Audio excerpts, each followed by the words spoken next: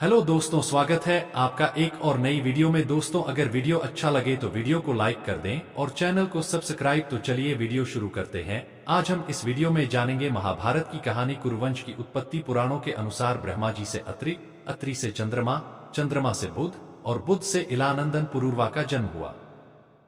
पुरुरवा से आयु, आयु से राजा नहुष और नहुष से ययाति उत्पन्न हुए। ययाति से पुरु हुए। पुरु के वंश में भरत और भरत के कुल में राजा कुरु हुए। कुरु के वंश में शांतनु का जन्म हुआ। शांतनु से गंगानंदन भीष्म उत्पन्न हुए। उनके दो छोटे भाई और थे, चित्रांगद और विचित्रवीर्य। ये शांतनु से सत्यवती के गर्भ से उत्पन्न हुए थे। शांतनु के स्वर्गलोक चले जाने पर भीष्म ने अविवाहित रहकर अपने भाई विचित्रवीर्य के राज्य का पालन किया। भीष्म महाभारत के प्रमुख पात्रों में से एक हैं। ये महाराजा शांतनु के पुत्र थे। अपने पिता को दिए गए वचन के कारण इन्होंने आजीवन ब्रह्मचर्य का व्रत लिया था। इन्हें इच्छा मृत्यु का वरदान प्राप्त था। एक बार हस्तिनापुर नरेश दुष्यंत आखेट खेलने वन में गए।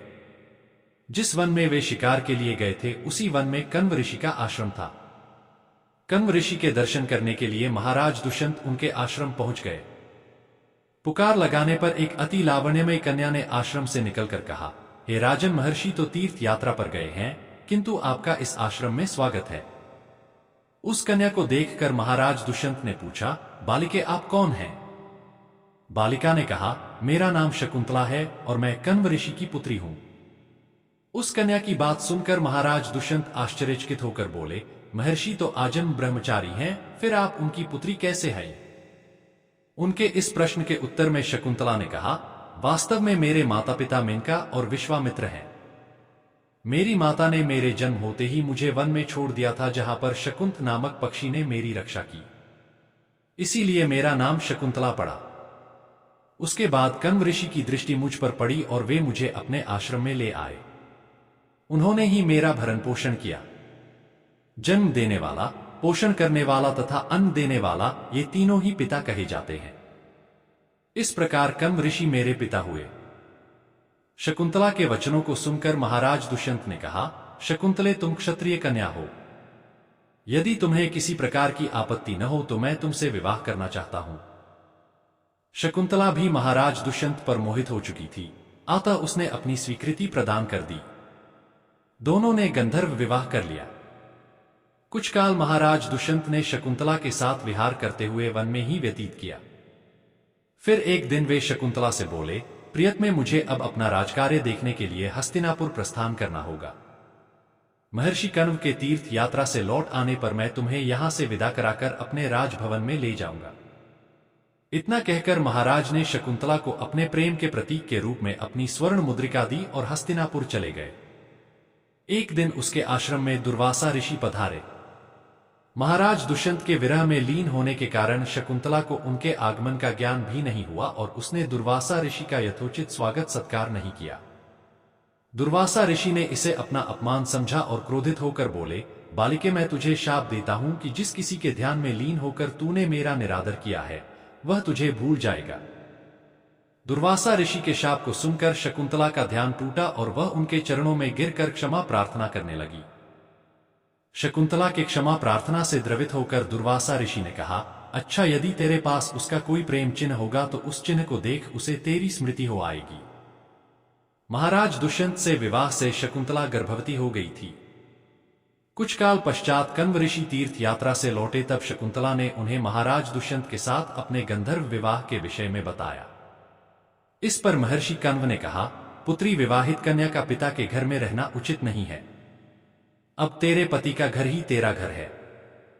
इतना कहकर महर्षि ने शकुंतला को अपने शिष्यों के साथ हस्तिनापुर भिजवा दिया।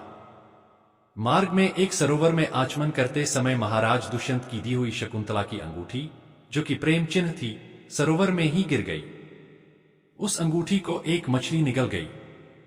महाराज दुष्यंत के पास पहुंचकर कण्व ऋषि के शिष्यों ने शकुंतला को उनके सामने खड़ी करके कहा, महाराज, शकुंतला आपकी पत्नी है, आप इसे स्वीकार करें। महाराज तो दुर्वासा ऋषि के शाप के कारण शकुंतला को विस्मृत कर चुके थे, अतः उन्होंने शकुंतला को स्वीकार नहीं किया और उस पर उल्टा होने का लांछन लगाने लगे। शकुंतला का अपमान होते ही आकाश में जोरों की बिजली कड़क उठी और सबके सामने उसकी माता मेनका उसे उठा ले गई। जिस मछली ने शकुंतला की अंगूठी को निगल लिया था, एक दिन वह एक मछुआरे के जाल में आ फंसी। जब मछुआरे ने उसे काटा तो उसके पेट अंगूठी निकली। मछुआरे ने उस अंगूठी को महाराज दुष्यंत के पास भेंट के रूप में भेज दिया। अंगूठी को देखते ही महाराज को शकुंतला का स्मरण हो आया और वे अपने कृत्य पर पश्चाताप करने लगे। महाराज ने शकुंतला को बहुत ढूंढवाया किंतु उसका पता नहीं चला। कुछ दिनों के बाद देवराज इंद्र के निमंत्रण पाकर देवासुर संग्राम में उनकी सहायता करने के लिए महाराज दुष्यंत इंद्र की नगरी अमरावती गए। संग्राम में विजय प्राप्त करने के पश्चात जब वे आकाश मार्ग से हस्तिनापुर लौट रहे थे तो मार्ग में उन्हें कश्यप ऋषि का आश्रम दृष्टिगत हुआ। उनके दर्शनों के लिए वे वहां रुक गए। आश्रम में एक सुंदर बालक एक भयंकर सिंह के साथ खेल रहा था। मेनका ने शकुंतला को कश्यप ऋषि के पास लाकर छोड़ा था तथा वह बालक शकुंतला का ही पुत्र था। उस बालक को देखकर महाराज के हृदय में प्रेम की भावना उमड़ पड़ी। वे उसे गोद में उठाने के लिए आगे बढ़े तो शकुंतला की सखी चिल्ला उठी, हे भद्र पुरुष, आप इस बालक को न छुएं, अन्यथा उसकी भुजा में बंधा काला डोरा सांप बनकर आपको डस लेगा। यह सुनकर भी दुष्यंत स्वयं को न रोक सके और बालक को अपने गोद में उठा लिया।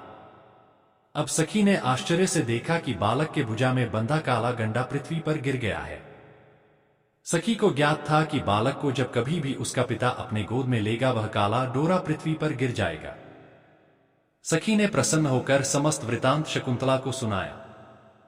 शकुंतला महाराज दुष्यंत के पास आई। महाराज ने शकुंतला को पहचान लिया। उन्होंने अपने कृत्य के लिए शकुंतला से क्षमा प्रार्थना किया और कश्यप ऋषि की आज्ञा लेकर उसे अपने पुत्र सहित अपने साथ हस्तिनापुर ले आए। महाराज दुष्यंत और शकुंतला के उस पुत्र का नाम भरत था। बाद में वे भरत महान प्रतापी सम्राट बने और उन्हीं के नाम पर हमारे देश का नाम भारतवर्ष हुआ।